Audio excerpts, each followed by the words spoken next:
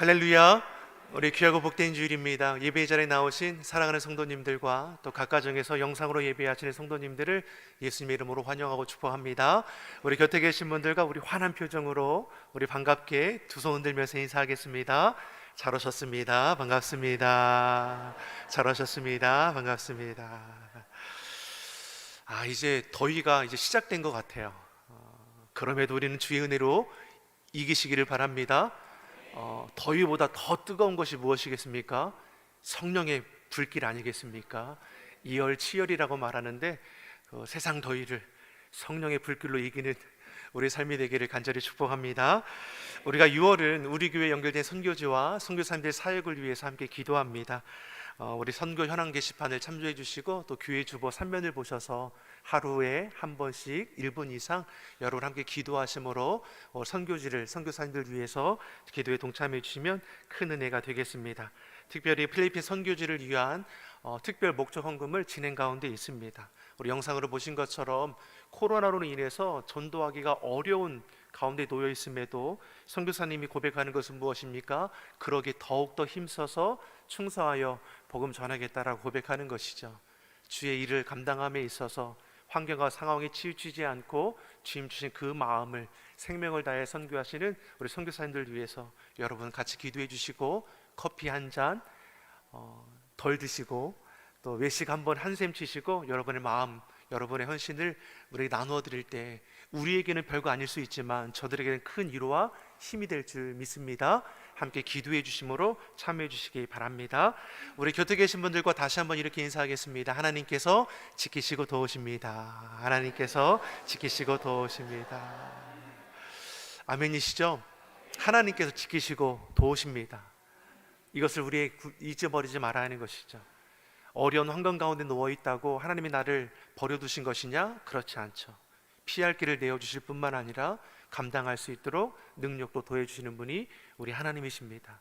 모든 일에 기도와 간구로 주님 앞에 온전히 세워가는 우리의 모습이 되기를 간절히 축복합니다. 우리가 앞서서 7교회에 보내는 편지를 통해서 말씀의 은혜를 나누었습니다. 각 교회를 향한 주님의 칭찬의 말씀도 있고 책망의 말씀도 있었습니다. 교회마다 믿음을 지킴으로 인해서 감당해야 하는 환난과 박해가 당시 있었다라는 것이죠. 도시들마다 사회적인 풍습이나 문화 자체가 우상 숭배로 가득했다라는 것을 우리는 알 수 있었습니다. 그러니 믿음을 지키기 위해서 우상을 숭배하고 부도덕한 제사와 음행을 거절하는 것뿐만 아니라 정치적으로도 사회적으로도 경제적으로도 믿음을 지키기 위해서 불이익을 감수할 수밖에 없었다라는 것이죠. 예수님 믿는 것 그 자체만으로도 실제적인 어려움에 직면할 수밖에 없었던 것이 7교회 성도들의 모습이었습니다. 경제적인 어려움만이 아니죠. 사회적인 지위나 권세의 자리도 올라갈 수 없었습니다. 그러니 어떤 일이 일어나겠습니까? 타협하는 일들이 일어나게 되는 것이죠. 물질로 어려움 당하지 않아야 하니까, 나도 좀 높은 지위에 올라가 봐야 하니까, 떵떵거리고 살아야 하니까 하나님을 예비하지만 동시에 우상을 숭배하는 자리에도 참석하게 되고 부도덕한 제사와 음행도 일어나게 되었다라는 것이죠. 나된 모든 것 하나님의 은혜라 고백하지만 점도 치고 사주도 보고 운세도 살피는 것과 다르지 않은 것이죠. 일터에서는 어떻습니까? 어떻게 항상 정직할 수 있는가? 불법도 행하고 때로는 남도 속이며 이속도 차릴 수 있는 것 아닌가? 이런 타협들이 저들 안에도 일어났다라는 것입니다. 신앙생활이 어떻게 됩니까? 점점 하나님 중심에서 사람 중심으로 편의에 따라 감정에 따라 이렇게 바뀌어 버렸다라는 것이죠. 사랑하는 성도 여러분, 우리의 신앙도 편의에 따라 합리적이 되어가 있는 모습들이 있을 것이죠. 그러나 결국 하나님을 향한 우리의 신앙은 합리적이고 융통적이 될 수는 없습니다. 왜냐하면 진리는 타협할 수 없기 때문입니다. 사랑하는 성도 여러분, 오늘부터 우리가 나누게 될 요한 1서의 말씀도 소아시아 지역의 여러 교회에게 보내는 서신입니다. 저자는 사랑의 사도라 일컫는 사도 요한이고, 요한 1서의 이 말씀은 사도 요한의 첫 번째 서신이죠. 이 말씀에 담겨있는 메시지가 무엇입니까? 믿는 자로서 이 땅을 어떻게 살아가야 하느냐, 믿는 자로서 이 땅을 어떻게 살아가야 하느냐, 이러한 영적인 교훈과 도전을 주는 것이 요한 1서의 말씀입니다. 사도 요한이 요한 1서를 기록하는 목적이 요한일서 5장 13절에서 이렇게 기록하고 있습니다. 요한일서 5장 13절의 말씀을 같이 읽어보겠습니다. 내가 하나님의 아들의 이름을 믿는 너희에게 이것을 쓰는 것은 너희로 하여금 너희에게 영생이 있음을 알게 하려 함이라. 아멘. 사도 요한이 예수를 구원주를 믿는 자들에게 이 글을 쓰는 것은 영생, 영원한 생명이 너희에게 있음을 알게 하기 위함이라는 것이죠. 이미 예수님을 구주로 영접하는 그 순간에 우리 가운데는 무엇입니까? 주님 안에서 영원한 생명을 소유하게 되었습니다. 이것을 잊어버리지 말라는 것이죠. 이는 예수님 믿어 구원함을 입은 자들에게 주시는 하나님의 선물입니다. 이제는 내가 산 것이 아니요 오직 내 안에 예수 그리스도께서 사시는 것이라. 내가 길이요 진리요 생명이니 나로 말미암지 않고는 아버지께로 올 자가 없느니라. 주님과 연합함으로 우리는 영원한 생명을 소유한 자가 되었습니다. 우리에게는 하나님께 주신 생명이 있습니다. 아멘이십니까? 우리 옆 사람이 이렇게 축복하겠습니다. 우리에게는 영원한 생명이 있습니다. 우리에게는 영원한 생명이 있습니다. 아멘이시죠? 하나님께 주신 영원한 생명이죠. 하나님의 생명을 품은 자는 그러기에 환경에 제한을 받지 않습니다. 좌절하고 싶고 포기하고 싶은 상황 가운데 놓일지라도 낙심하여 좌절하지 않고 다시 일어서게 되는 것이죠. 사도 요한이 요한 1서를 기록할 당시에는 교회들이 외적으로나 내적으로 큰 어려움 가운데 놓여 있었습니다. 외적으로는 로마의 극심한 박해로 인해서 터전을 떠나서 나그네가 될 수밖에 없었습니다. 내적으로는 어떠합니까? 거짓 교사들, 이단들의 미혹과 회방이 또한 심했습니다. 이러한 때에 사도 요한은 내외적으로 고통하는 때에 성도는 하나님께서 주신 이 생명을 품은 자로서 분별하여 흔들림이 없어야 할 것을 말씀하는 것이죠. 보여지는 것에 흔들릴 이유가 없다라는 것이죠. 영원한 생명을 소유한 자, 주의 말씀에 비추어 시대를 분별하여 이기는 삶을 살아갈 수 있기 때문입니다. 그래서 본문 1절이 우리에게 이렇게 말씀해 주지 않습니까? 우리 본문 1절의 말씀을 우리 같이 한번 우리가 읽어보겠습니다. 같이 보겠습니다. 태초부터 생명의 말씀에 관하여는 우리가 들은 바요 눈으로 본 바요 자세히 보고 우리 손에 만진 바라. 태초에 말씀이 있었습니다. 이 말씀은 생명이라고 했습니다. 무엇보다 우리가 들은 바요 눈으로 본 바요 자세히 보고 우리의 손으로 만진 바 되었다라고 했습니다. 우리의 믿음이 결코 막연하지 않다라는 것이죠. 성도는 예수님에 대해 실제적이고 직접적인 경험을 가진 자들인 것이죠. 예수님이 사역할 당시에 수많은 사람들이 천국 복음을 듣고 병고침을 받고 놀라운 이적과 역사들을 경험했습니다. 요한복음 1장 14절이 우리에게 이렇게 말씀해 주는 것이죠. 요한복음 1장 14절 같이 보겠습니다. 말씀이 육신이 되어 우리 가운데 거하심에 우리가 그의 영광을 보니 아버지의 독생자의 영광이요 은혜와 진리가 충만하더라. 말씀이 육신이 되어 이 땅 가운데 오셨습니다. 그분이 누구십니까? 예수 그리스도, 우리 주님이시죠. 믿음의 1세대들은 육신을 입고 이 땅 가운데 오신 예수님의 탄생과 함께 복음을 전파되고 가르치시는 것과 십자가 사건과 죽음 그리고 부활의 사건을 직접 보고 듣고 직접 손으로 만지는 신앙을 가졌습니다. 놀라운 축복의 세대라고 볼 수 있는 것이죠. 그러나 이는 비단 믿음의 1세대만 가지는 특권이냐? 그렇지 않다라는 것이죠. 본 서신을 받는 성도들 중에 예수를 직접적으로 목격하고 만난 자들은 없습니다. 그런데도 요한은 우리에게 뭘 말씀합니까? 우리가 들은 바요 눈으로 본 바요 손으로 만진 바라. 우리 모두가 주님의 은혜를 경험한 자라고 말씀하는 것이죠. 저와 여러분이 예수님을 직접 보고 듣고 만진 것 같은 경험이 있다라는 것입니다. 아멘이십니까? 이것이 어떻게 가능한 것이냐? 우리가 무엇을 통해 예수님을 직접 보고 듣고 만진 것 같은 경험을 할 수 있습니까? 바로 말씀이죠. 주의 말씀을 붙들고 그 말씀이 우리 가운데 임재함을 통해서 우리는 주님을 직접 보고 듣고 만진 것 같은 그런 은혜로운 삶을 살아가게 되는 것이죠. 말씀이 육신이 되어 이 땅 가운데 오셨고 하나의 미랄이 되어서 구원 계획을 이루셨습니다. 지금도 주님은 우리 가운데 말씀해 주시는 것이죠. 아멘이십니까? 지금도 우리 삶의 자리에 주님은 찾아오십니다. 말씀해 주시죠. 주의 영으로 임하여서 우리에게 주신 약속의 말씀을 우리로 분별하게 하시고 깨달아 알게 하실 것이죠. 그 크신 사랑을 우리가 마주한 자이기에 우리 입술의 고백은 무엇입니까? 내가 나 된 것은 하나님의 은혜입니다.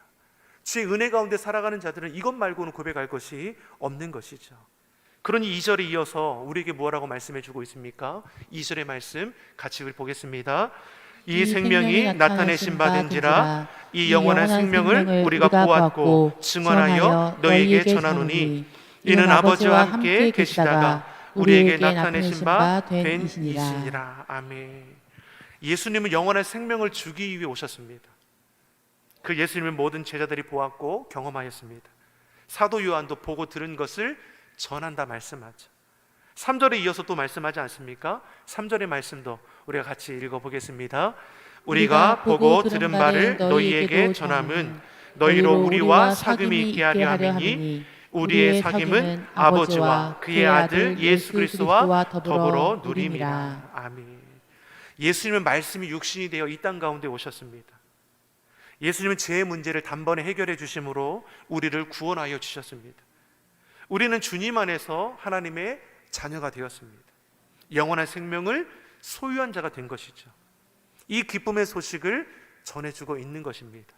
사랑하는 성도 여러분, 우리는 예수님 믿어 구원받은 하나님의 자녀이요 하나님이 주신 영원한 생명을 소유한 자입니다. 이것은 무엇으로도 끌어낼 수 없는 것이죠. 세상의 허탄한 것들이 흔들릴 이유가 우리는 전혀 없습니다. 왜 그렇습니까? 참된 가치를 소유한 자이기 때문입니다. 무엇이 기쁨의 소식이라고 말씀합니까? 우리는 예수님을 그저 믿는 자가 아니라 예수님과 사귐을 갖는다라고 했습니다. 즉 성도는 믿음을 통해 주님과 연합하며 친밀한 교제를 나누게 된다는 것이죠. 그저 주일에 예배 드리는 것 정도가 아니라, 종교란에 기독교라고 쓰는 정도가 아니라 주님과 연합하는 자, 한 몸을 이루는 자라 말씀하는 것이죠. 그러니 예수님께서도 내 안에 거하라, 나도 너희 안에 거하리라. 사랑하는 성도 여러분, 우리가 신앙생활 한다는 것은 무엇을 가리키는 겁니까? 주님과 연합하는 삶을 살아가는 것이죠. 이처럼 예수님은 우리 가운데 나는 포도나무고 너희는 가지라 비유하여 말씀해 주지 않으셨습니까? 가지가 나무에 붙어 있지 않으면 어떻게 되겠습니까? 다 떨어져서 시들어 말라버리고 불에 던져 살라지는 거 아니겠습니까? 그러나 나무에 붙어 있는 가지는 시절을 따라 꽃을 피고 열매를 맺게 되어 있습니다. 왜 그렇습니까? 공급해주는 영양분, 생명이 있기 때문이죠. 시편 1편에도 복 있는 사람에 대해서 우리에게 분명히 말씀하지 않으십니까? 여호와의 말씀을 즐거워하여 묵상하는 자라고 했습니다. 이러한 자를 가리켜 시냇가에 심은 나무와 같다라고 했습니다. 철을 따라 열매를 맺을 뿐만 아니라 그 잎사귀가 마르지 아니함과 같습니다. 왜 그렇습니까? 생명을 소유했기 때문입니다. 말씀이 육신이 되어 이 땅 가운데 오신 예수님께서 이처럼 영원한 생명 가운데 우리를 초청해 주셨고, 그 생명 가운데 우리는 어떻습니까? 구별된 자로 살아가게 되는 것이죠. 우리 가운데 찾아오신 것은 4절에 말씀하는 것처럼 우리의 기쁨이 충만하게 하려 함이라고 하셨습니다. 우리로 기쁨이 충만하게 하시려고 우리를 인도해 주셨다라는 것이죠. 구원받은 하나님의 자녀들은 기쁨이 충만한 삶을 살아가게 되어 있습니다. 믿는 우리는 이미 세상에 줄 수 없는 참된 기쁨과 평화를 맛보는 자 아니겠습니까? 무엇과 비길 수 없는 구원의 기쁨, 주님과 동행하는 기쁨, 하나님 나라를 소망하는 기쁨, 이처럼 우리는 기쁨으로 충만할 수밖에 없는 것이죠. 사랑하는 성도 여러분, 기쁨으로 충만하십니까? 구원의 기쁨이 가득하십니까? 주님과 동행하는 기쁨을 날마다 누리고 계십니까? 하나님 나라를 소망한 그 기쁨을 무엇과도 빼앗기지 않을 자신이 있으십니까? 이 기쁨 가운데 우리가 하루하루 살아내는 것입니다. 사랑하는 성도 여러분, 그 어떤 것으로도 이 기쁨이 잃어버리는 일이 없어야 하는 것이죠. 사단 마귀는 우리가 주님 안에 소유하는 이 참된 기쁨을 자꾸만 헛된 것들로 빼앗으려고 하지 않습니까? 세상 재물, 세상 재미, 세상 권세로 미혹하여서 우리를 흔들어 놓는 것이죠. 하지만 참된 생명을 소유한 자는 그 어떠한 것으로도 요동하지 않을 수 있습니다. 이렇듯 기쁨으로 충만한 성도들은 세상 허탄한 것에 흔들리지 않는 것이죠. 우리는 빛 대신 주님 안에 거하는 자로서 어둠 가운데 행하지 않는 것입니다. 우리 본문 5절과 6절이 우리에게 뭘 말씀해 주고 있습니까? 5절과 6절의 말씀 같이 읽어보겠습니다. 우리가 그에게서 듣고 너희에게 전하는 것은 이것이니 곧 하나님은 빛이시라. 그에게는 어두움이 조금도 없으시다는 것이니라. 만일 우리가 하나님과 사귐이 있다 하고 어둠에 행하면 거짓말을 하고 진리를 행하지 아니함이거니와. 아멘. 하나님이 무엇이라고 우리에게 말씀합니까? 하나님은 빛이시죠. 이 빛은 물리적인 빛이 아니라 하나님의 속성을 가르쳐주는 겁니다. 하나님의 속성이 무엇입니까? 그에게는, 아버지 하나님께는 어두움이 없으시죠. 하나님 안에는 어둠이 조금도 없으십니다. 다시 말해 죽음이 없다라는 것이죠. 우리에게도 주신 사명이 무엇입니까? 이 땅에 빛이라고 하셨습니다. 우리는 어둠 가운데 행하는 자가 아니라 어둠을 밝히는 빛이라고 우리에게 말씀해 주셨습니다. 빛이 없으면 생명은 존재할 수 없습니다. 빛이신 하나님이 계심으로 우리가 존재할 수 있는 것이죠. 무엇보다 빛은 어둠과 함께 할 수 없는 것이죠. 빛이신 하나님과 교제하는 사람은 어둠의 길을 갈 수가 없는 것입니다. 그러기에 7절에 우리에게 거듭해서 말씀하는 것이 무엇입니까?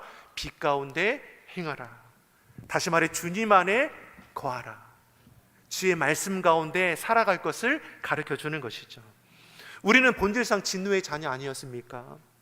죄인은 어둠 가운데 숨어 살아가는 것이죠. 죄인된 자가 스스로 빛 가운데 나아갈 수 없는 것이죠. 그러기에 빛 대신 주님이 우리의 삶의 자리에 찾아오신 것입니다. 빛 대신 주님이 우리 가운데 찾아오심으로 우리 가운데 있는 어둠을 다 물리쳐 주시는 것이죠. 빛 가운데 서게 되면 죄인들은 무엇을 깨닫게 됩니까? 내가 얼마나 죄인된 자인지를 알게 되는 것이죠. 죄인된 자를 알게 되면 어떤 일이 벌어지게 됩니까? 그 죄에 대한 자백, 회개의 자리로 나아가게 되어 있다는 것이죠. 우리는 죄인이죠. 죄인도 다 같은 죄인이 아니지 않습니까? 용서받은 죄인이 있고 용서받지 못한 죄인이 있습니다. 우리 본문 9절이 우리에게 이렇게 말씀하죠. 9절의 말씀을 우리 다 함께 읽어보겠습니다. 만일 우리가 우리 죄를 자백하면 그는 미쁘시고 의로우사 우리 죄를 사하시며 우리를 모든 불의에서 깨끗하게 하실 것이요. 죄의 삭은 사망임을 우리는 너무나 잘 알고 있습니다. 죄로 인해 거둘 것 심판입니다. 죄의 결과 누구도 피할 수 없는 것입니다. 그러나 하나님은 미쁘시고 의로우사 죄를 자백하면, 자복하여 죄된 삶을 돌이키면 우리를 불의에서 깨끗하게 하실 것을 말씀하십니다. 우리가 받을 심판을 독생자 예수 그리스도를 통하여 대속해 주셨습니다. 우리가 할 것은 죄인됨을 고백하고 인정하고 자백하여 나아가는 것이죠.